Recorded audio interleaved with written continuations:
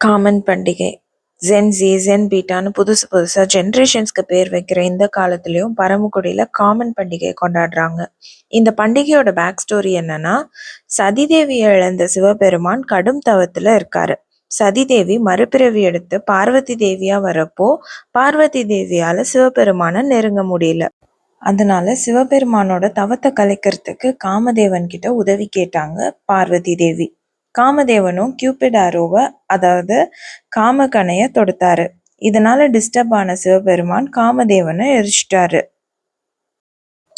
இத பார்த்த காமதேவனோட மனைவி ரதிதேவி ஈசன் கிட்ட அழுது முறையிட்டாங்க. கோபம் தணிந்த ஈஸ்வரன் காமதேவனை உயிர்த்தெழ செய்தாரு. இந்த கதையை மாசி மாதம் வர பௌர்ணமி காலத்தில் சௌராஷ்டிர மக்கள் தங்களோட குழந்தைங்களுக்கு சிவனாகவும் பார்வதியாகவும் காமதேவனாகவும் ரதி தேவியாகவும் வேடம் போட வச்சு காமதேவனுக்கும் ரதி தேவிக்குமான திருமணம், காமதேவ தகனம், இந்த மாதிரியான முக்கியமான நிகழ்வுகளை நாடகமாகவும் இசையாகவும் நடனமாகவும் ஊரே சேர்ந்து பண்டிகையாக கொண்டாடுறாங்க. உங்கள் ஊர்லேயும் காமன் பண்டிகை கொண்டாடுவாங்களா?